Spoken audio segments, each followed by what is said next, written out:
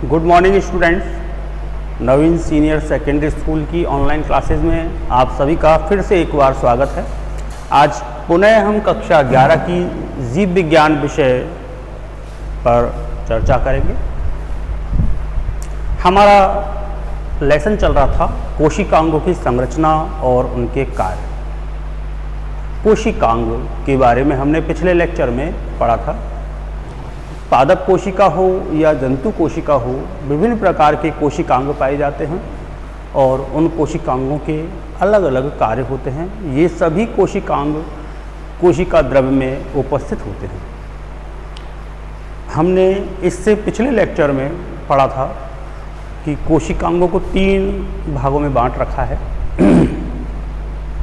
कुछ कोशिकांग दोहरी झिल्ली युक्त आवरण से ढके हुए होते हैं, कुछ कोशिकांग इकहरी झिल्ली युक्त आवरण से ढके होते हैं और कुछ कोशिकांग झिल्ली रहित होते हैं, अर्थात उनके ऊपर झिल्ली नहीं पाई जाती। बेटा, दोहरी झिल्ली युक्त कोशिकांग, माइटोकॉन्ड्रिया, हरित लवक, इनके बारे में हम अध्ययन कर चुके हैं। आज हम इकहरी झिल्ली युक्त कोशिकांगों पर प्रकाश डाल रहे हैं और उसमें सबसे पहले हम जिस कोशिकांग पर चर्चा करेंगे वो है अंतःप्रदव्य जालिका।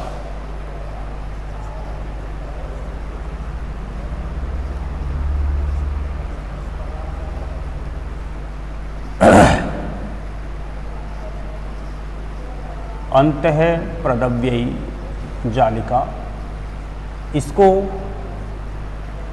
एंडोप्लाज्मिक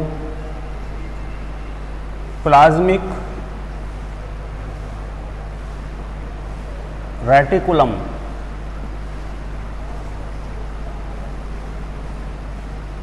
या शॉर्ट में ER कहते हैं। अंतःप्रदव्य जालिका या एंडोप्लाज्मिक रेटिकुलम या ER।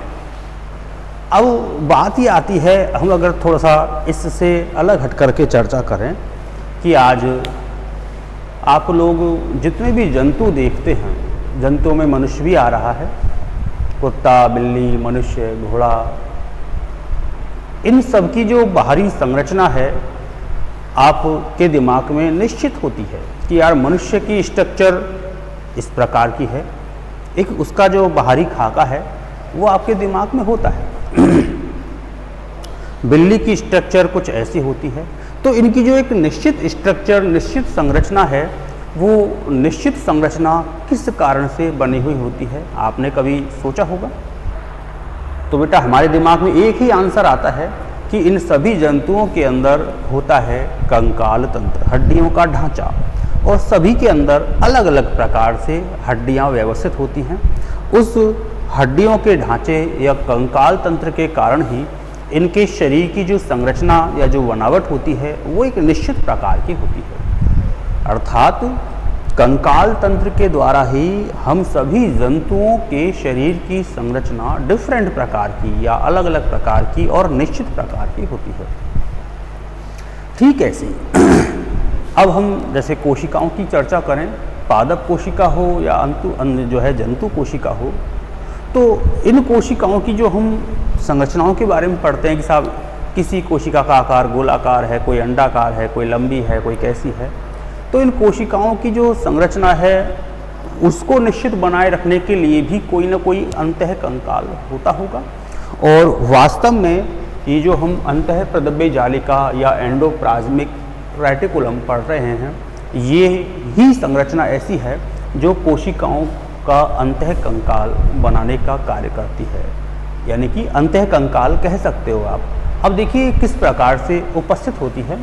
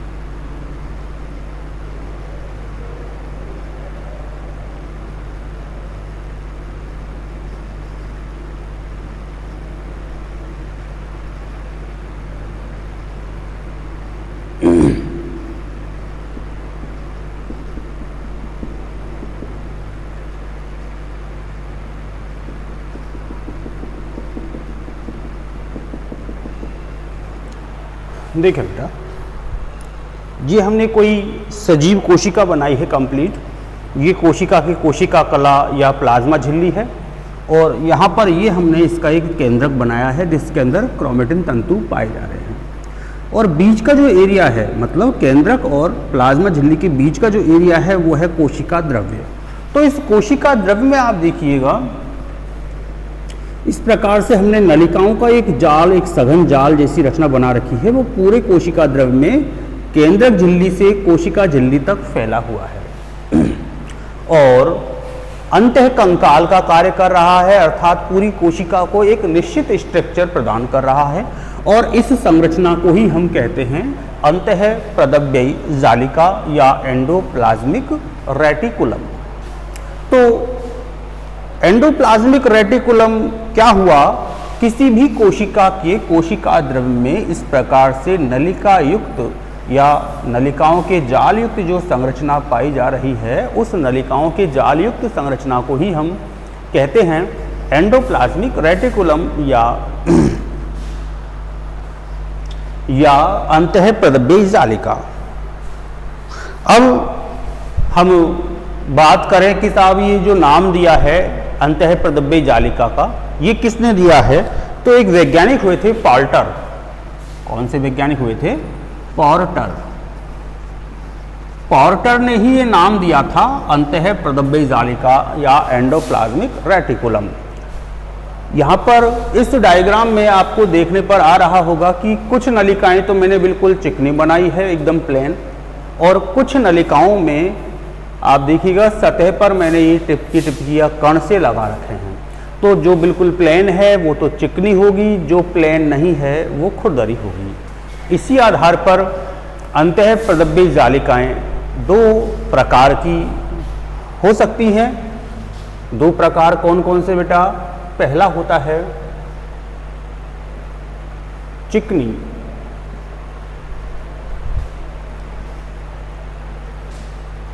अंतः प्रदव्ययी जालिका, और दूसरी होती है खुरदरी।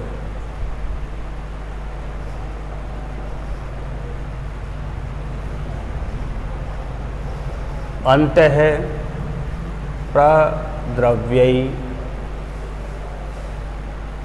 जालिका। इनकी शॉर्ट नाम की बात करें, चिकनी, चिकनी मतलब स्मूथ, स्मूथ का पहला अक्षर ए, एस, तो इसको शॉर्ट फॉर्म में किससे दर्शाते हैं? SER। खुरदरी, खुरदरी मतलब रफ, रफ का पहला अक्षर R, तो इसको दर्शाया जाता है RER।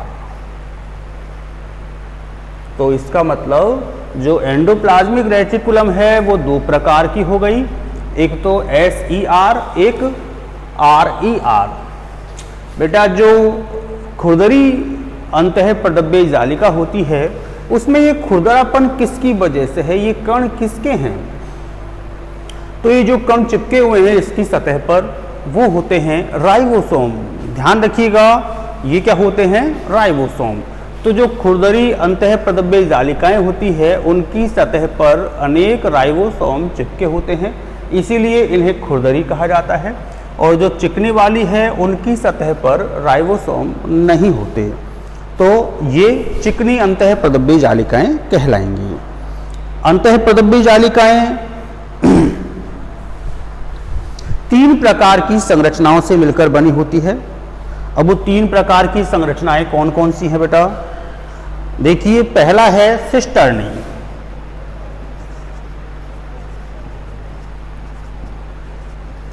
पहली जो संरचना है वो है सिस्टर्नी। सिस्टर्नी क्या होती है? इन ER के अंदर इस प्रकार से नलिका युक्त संरचनाएं होती हैं जिनको सिस्टर्नी कहा जाता है।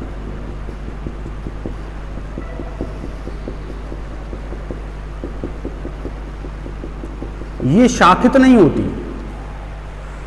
दूसरी चीज है बेटा पुटिकाएं।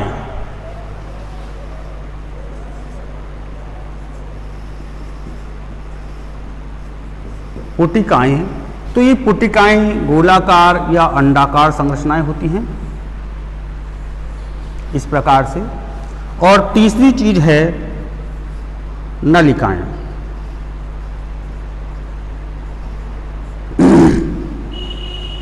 नलिकाओं में क्या होता है, नलिकाकार संरचनाएं होती हैं।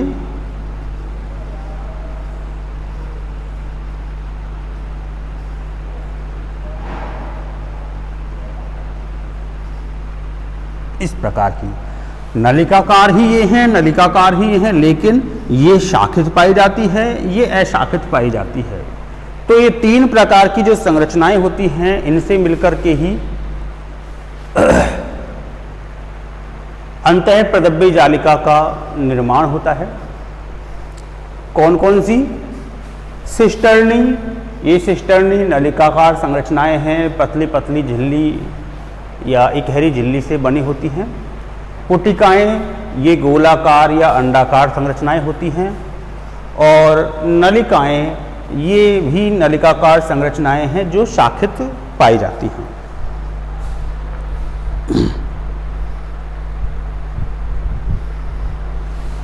अभी हमने चर्चा की थी कि अंतःप्रदव्य जालिकाएं दो प्रकार की हो गई, चिकनी अंतःप्रदव्य जालिका और खुरदरी अंतःप्रदव्य जालिका। तो अगर इनके दोनों के कार्यों की बात करें कि साहब ये क्या काम करती है, तो देखो सबसे पहले हम खुरदरी की बात करेंगे। जो खुरदरी अंतःप्रदव्य जालिका अर्थात RER है, इनमें खुरदरापन है राइबोसोम की वजह से।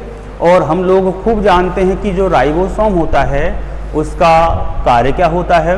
राइबोसोम प्रोटीन संश्लेषण करता है, अर्थात प्रोटीन का निर्माण करता है। तो इसीलिए जो खुरदरी अंतःप्रदव्य जालिका होती है, इसका मुख्य कार्य क्या होता है, प्रोटीन संश्लेषण।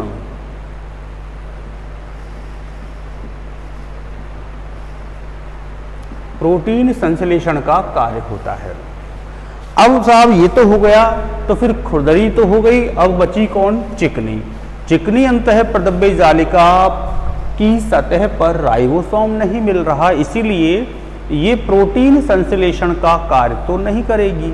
तो फिर किस कार्य को संपन्न करेगी? ये करेगी लिपिड संश्लेषण। लिपिड संश्लेषण, या फिर इसको हम बोल सकते हैं ग्लाइकोजन। ग्लाइकोजन का निर्माण करेगी।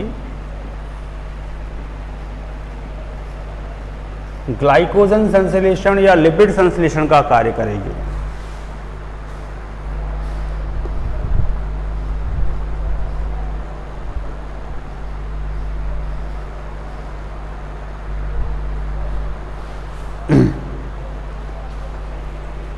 तो बेटा ये हो गई अंतःप्रदव्य जालिका की संरचना। एक बार इस पर दोबारा गौर करें। अंतःप्रदव्य जालिका, इसी को कह सकते हैं एंडोप्लाज्मिक रेटिकुलम या ER। सबसे पहले ये नाम दिया था पॉल्टर नामक वैज्ञानिक ने। अंतःप्रदव्य जालिका कोशिका की एक संरचनात्मक इकाई होती है, जो कि कोशिका में उसके अंतःकंकाल का कार्य करती है। केंद्रक झिल्ली और कोशिका झिल्ली के मध्य जो कोशिका द्रव्य पाया जाता है, उसी में अनेक नलिकाओं का एक जाल जैसी रचना पाई जाती है, जिसे अंतःप्रदव्य जालिका कहते हैं। इस जालिका में कुछ नलिकाएं चिकनी होती है, कुछ नलिकाएं खुरदरी होती हैं। इसी आधार पर अंतःप्रदव्य जालिकाओं को दो भागों में बांटा जा सकता है। दो भाग कौन कौन से? एक तो चिकनी अंतःप्रदव्य जालिका, जिसको कह सकते हैं SER। एक खुरदरी अंतःप्रदव्य जालिका, जिसको कह सकते हैं RER। जो खुरदरी अंतःप्रदव्य जालिका होती है, उसकी सतह पर अनेक राइबोसोम चिपके होते हैं, इसीलिए ये खुरदरी दिखाई देती है। जबकि चिकनी अंतःप्रदव्य जालिका की सतह पर किसी प्रकार के कोई कण नहीं चिपके होते हैं। अंतःप्रद्रव्य जालिका का जो संरचना है अर्थात किन किन रचनाओं से मिलकर बनी होती है, तो उसके बारे में हमने 3 चीज़ें देखी बेटा। कौन कौन सी चीज़ों से मिलकर बनी हुई है? सिस्टर्नी, पुटिकाएँ और नलिकाएँ। सिस्टर्नी की संरचना कैसे होती है? ये नलिकाकार संरचनाएं होती हैं और नलिकाकार संरचनाएं हैं, इनमें शाखाएं नहीं होती, आपस में जीव द्रव्य के द्वारा जुड़ी रहती हैं। पुटिकाओं की बात करें, ये गोलाकार या अंडाकार संरचनाएं होती हैं, छोटे या बड़े आकार की हो सकती हैं। नलिकाओं की बात करें तो नलिकाएं जैसी ही होंगी, लेकिन ये कैसी होंगी? शाखित होंगी। जबकि सिस्टर्नी की हमने जब चर्चा की थी तो ये कैसी होती हैं? अशाखित होती हैं। जब आप खुरदरी अंतःप्रद्रव्य जालिका पर चर्चा करते हैं तो खुरदरी जो ER है वो राइबोसोम की उपस्थिति के कारण ही खुरदरी दिखाई दे रही है, और राइबोसोम का मुख्य कार्य होता है प्रोटीन संश्लेषण का। तो प्रोटीन संश्लेषण का मुख्य कार्य होने के कारण ही खुरदरी अंतःप्रद्रव्य जालिका प्रोटीन संश्लेषण का कार्य करेगी, जबकि चिकनी अंतःप्रद्रव्य जो जालिकाएं होती हैं उन पर राइबोसोम नहीं पाए जाते, इसीलिए ये ER प्रोटीन संश्लेषण का कार्य न करके किसका संश्लेषण करेगी? लिपिड या ग्लाइकोजन का संश्लेषण करती है। अब हम देखते हैं इसके कार्यों को, क्या क्या कार्य हैं इसके। तो जो अंतःप्रद्रव्य जालिका होती है उसके कार्य क्या हैं?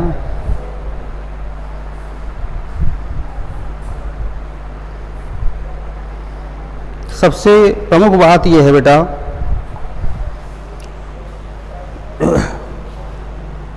प्रोटीन संश्लेषण का। जैसा कि हमको सबको पता है खुरदरी अंतःप्रद्रव्य जालिका है, राइबोसोम मिलता है, इसीलिए हम कह सकते हैं कि जो ER होती है अंतःप्रद्रव्य जालिका होती है उसका जो मेन काम है वो कौन सा हुआ? प्रोटीन संश्लेषण का काम हुआ। दूसरी बात करें ग्लाइकोजन संश्लेषण का। ग्लाइकोजन कौन बना रहा है? जो चिकनी अंतःप्रद्रव्य जालिका है वो ग्लाइकोजन का निर्माण कर रही है, और इसीलिए ग्लाइकोजन संश्लेषण का काम भी ये अंतःप्रद्रव्य जालिका संपन्न करती है।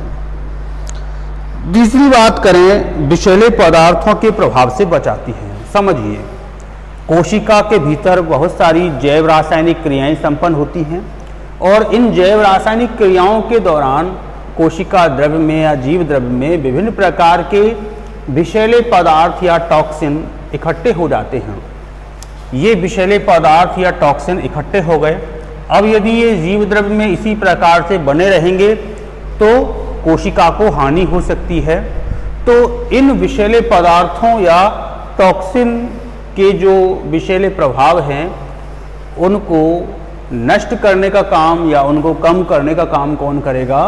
ये अंतःप्रद्रव्य जालिका करेगी। वापस समझिए, इंपॉर्टेंट लाइन है, इंपॉर्टेंट कार्य है। कोशिकाओं में बनने वाले विषैले पदार्थों के विषैलेपन को कम करने का कार्य भी कौन करता है? अंतःप्रद्रव्य जालिका करती है। एक बात करें बेटा कि ये जो अंतःप्रद्रव्य जालिका है ये एक अभिगमन तंत्र की भांति भी कार्य करती है। कैसे?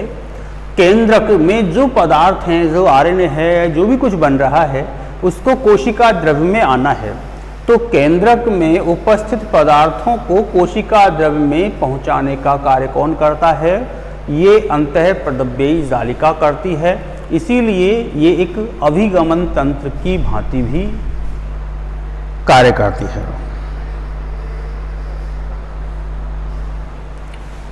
इसका जो मेन काम है ER का वो तो आपके समझ में आ ही गया होगा। ER का जो मेन काम है क्या है? कोशिकाओं में अंतःकंकाल के रूप में पाई जाती है ये, और अंतःकंकाल के रूप में पाई जाती है, इसीलिए एक निश्चित संरचना प्रदान करने का कार्य करती है।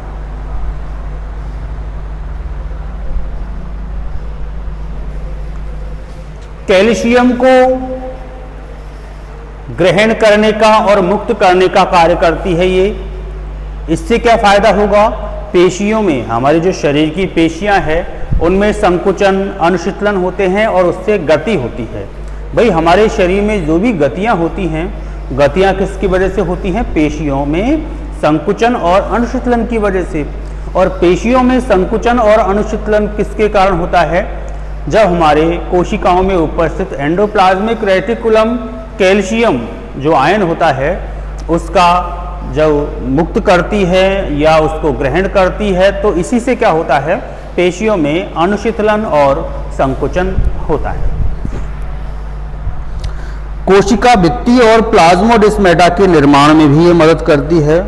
कोशिका भित्ति, तो कोशिका भित्ति जब शब्द आता है तो वहां पर जंतु कोशिका का कोई काम नहीं है। पादप कोशिकाओं में कोशिका के चारों ओर कोशिका भित्ति मिलती है। उस कोशिका भित्ति का जो निर्माण करने का कार्य है वो कौन करेगा? अंतःप्रदव्य जालिका।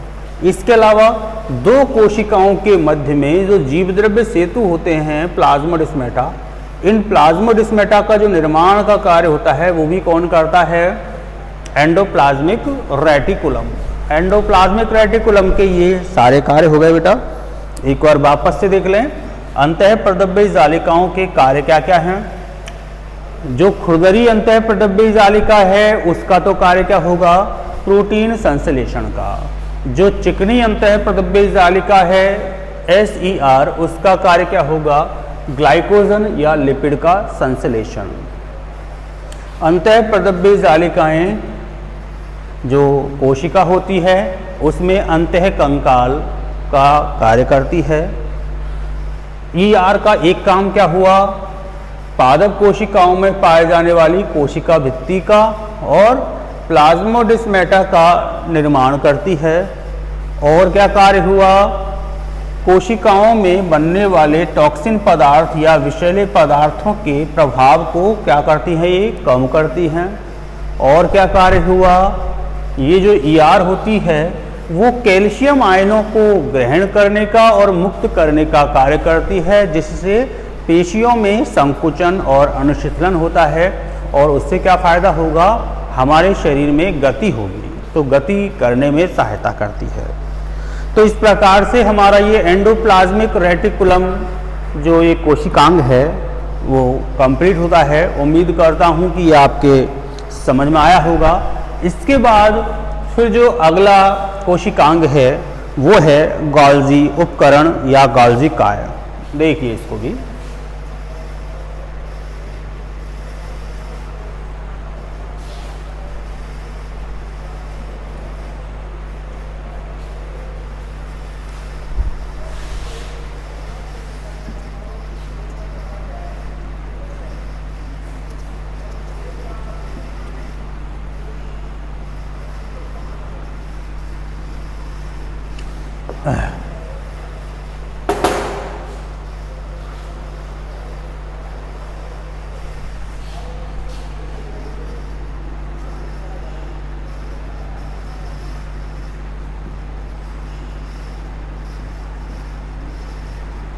गोल्जी काय या गोल्जी उपकरण। गोल्जी काय या गोल्जी उपकरण इंपॉर्टेंट कोशिकांग है। कंपटीशन की एग्जाम और हमारे बोर्ड के एग्जाम में भी कई बार इनमें से प्रश्न आ चुके हैं। तो गोल्जी काय पर जब हम चर्चा करने जा रहे हैं तो हमको ये पता होना चाहिए कि इस गोल्जी काय का नाम किसने दिया, इसकी खोज किसने की। कैमिलियो गोल्जी जो खोज करता है वो कौन है इसका? Camillo Golgi.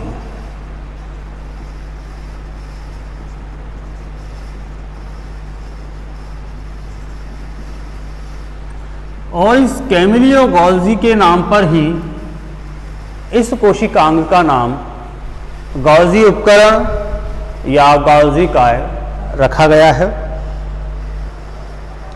गॉल्जी काय जो कोशिकांग है ये कोशिका द्रव्य में पाया जाता है और इकहरी झिल्ली युक्त कोशिकांग है। ये समूहों में पाया जाता है और कहीं कहीं पर ये एंडोप्लाज्मिक रेटिकुलम से भी जुड़ा रहता है। अब यदि इसकी संरचना की बात करें तो जिस प्रकार से हमने एंडोप्लाज्मिक रेटिकुलम में 3 संरचनाएं पढ़ी हैं, उनमें से सिस्टर्नी, पुटिकाएं और नलिकाएं पड़ी हैं। तो इसके अंदर सिस्टर्नी और पुटिकाएं पाई जाती हैं, नलिकाएं या तो अनुपस्थित रहती हैं या फिर कम मात्रा में पाई जाती हैं। देखिए कोशिका के अंदर इसकी स्ट्रक्चर कैसी मिलेगी।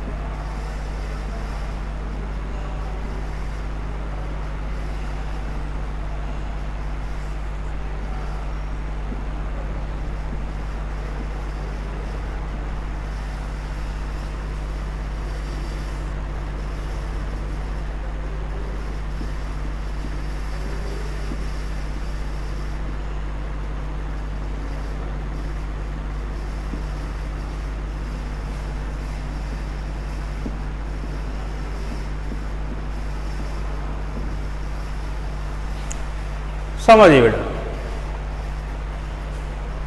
ये हमने एक कोशिका बनाई है। कोशिका की ये है कोशिका झिल्ली और ये है केंद्रक। केंद्रक और कोशिका झिल्ली के मध्य में जो कोशिका द्रव्य है उसमें इस प्रकार की नलिका युक्त संरचनाएं पाई जाती हैं और इन नलिका युक्त संरचनाओं को ही कहा जाता है गॉल्जी काय या गॉल्जी उपकरण। ये नलिकाएं हैं इकहरे आवरण युक्त संरचना है, क्योंकि हमने पढ़ा है कि जो गॉल्जी काय होता है वो इकहरे आवरण युक्त कोशिकांग है। तो इसीलिए इन नलिकाओं पर दोहरा आवरण नहीं पाया जाता, केवल इकहरा आवरण पाया जाता है।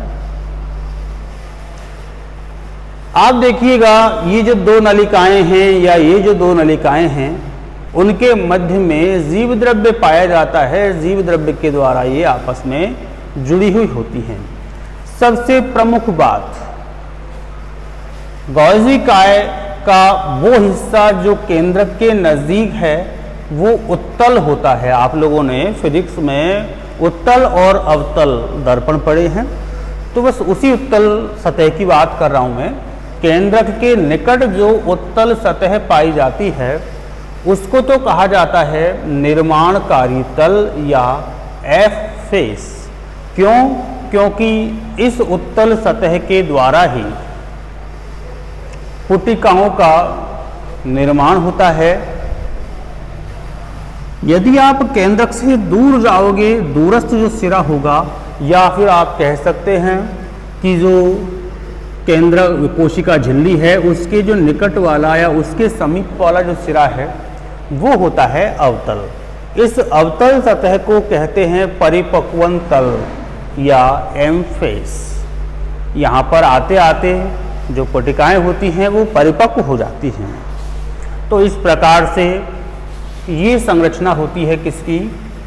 गोल्जी काय की।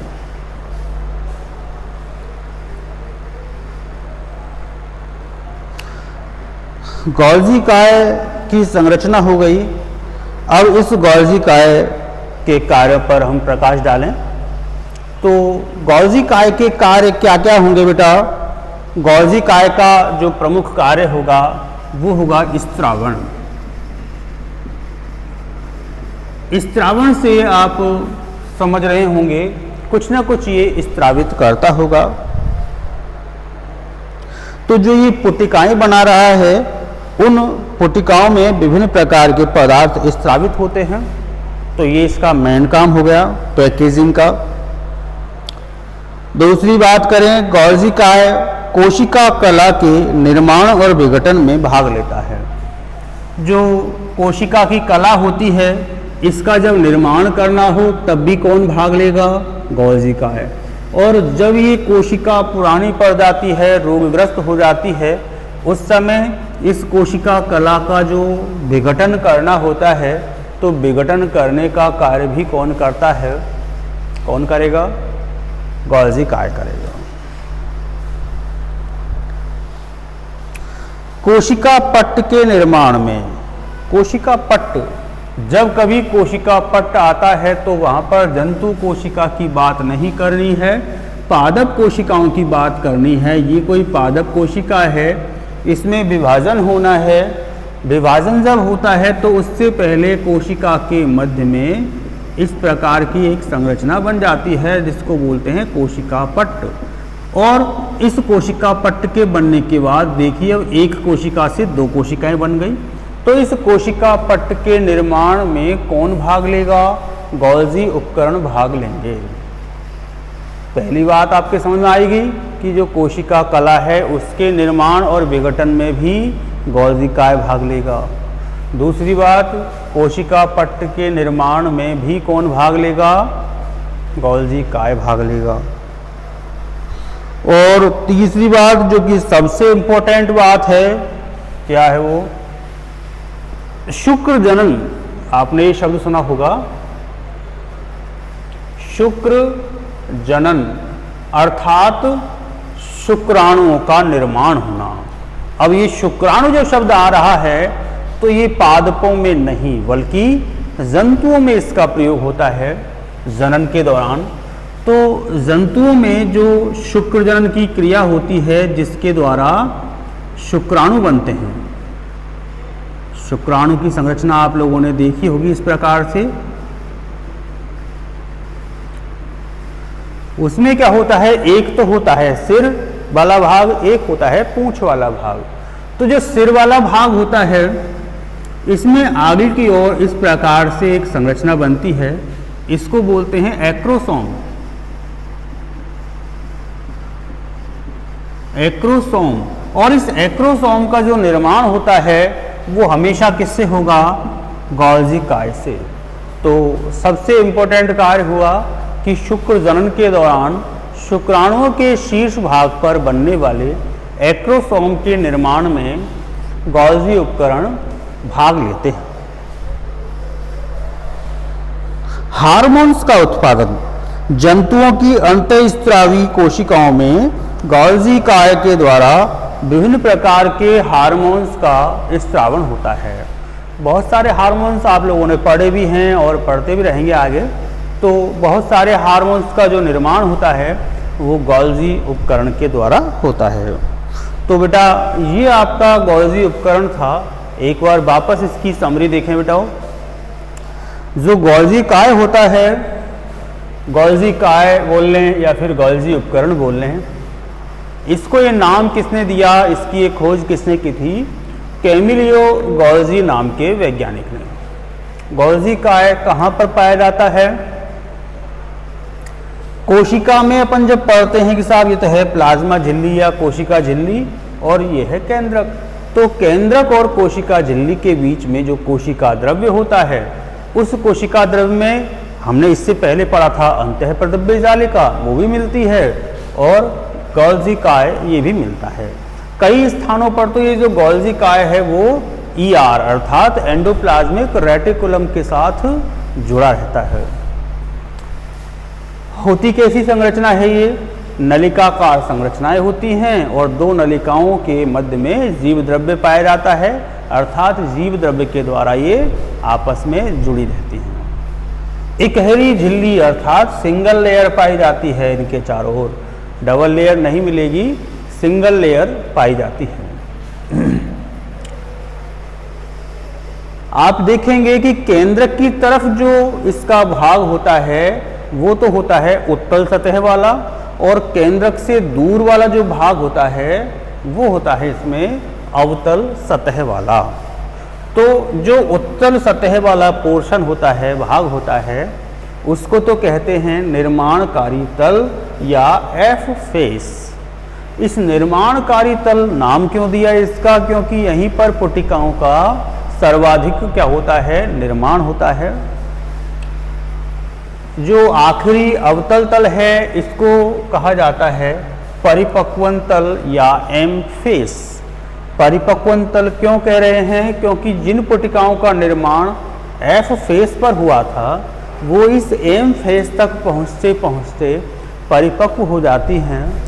जो भी कुछ इनमें परिपक्वता आनी है वो सारी परिपक्वता आ जाती है। फिर इसके बाद हमने चर्चा की कि गोल्जी काय के कार्य क्या क्या हैं। तो बेटा गोल्जी काय के कार्य क्या क्या हैं? अभी भी हमने देखा था कि जो कोशिका झिल्ली होती है, इस कोशिका झिल्ली के निर्माण में भी भाग लेती है गोल्जी काय, और इसके विघटन में भी भाग लेती है गोल्जी काय। अगली बात, पादप कोशिकाओं की यदि हम बात करें तो पादप कोशिकाओं में जब कोशिका विभाजन होता है, उस कोशिका विभाजन के समय इनके मध्य में क्या बन जाती है? कोशिका पट्ट बन जाता है।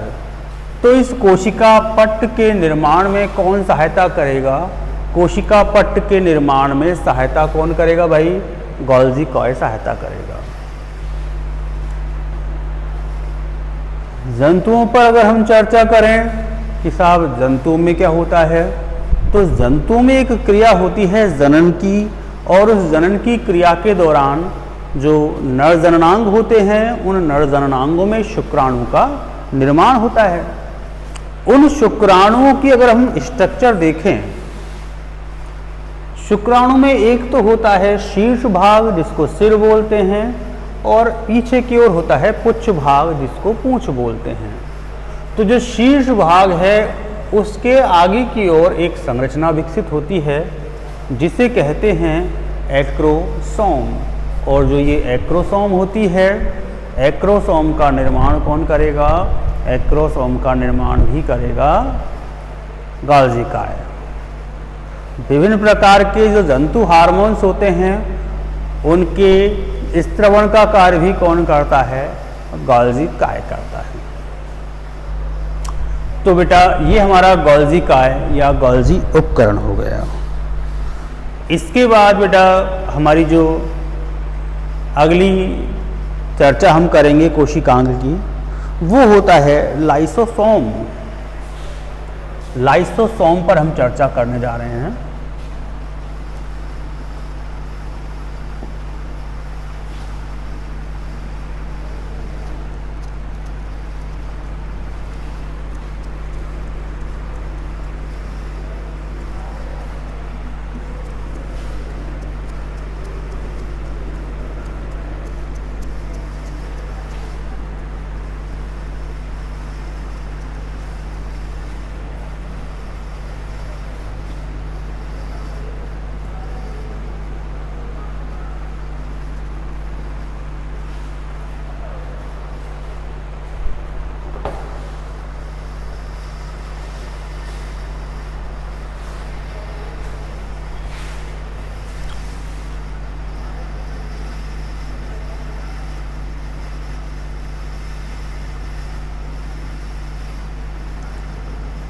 लाइसोसोम।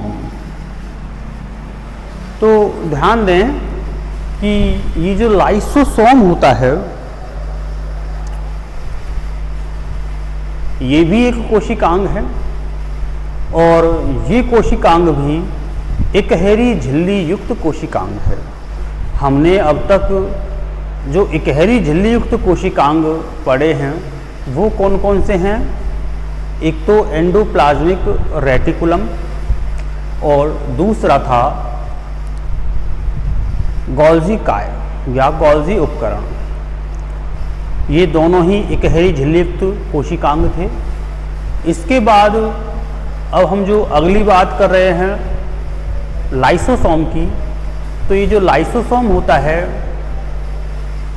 वो भी कैसा कोशिकांग होता है?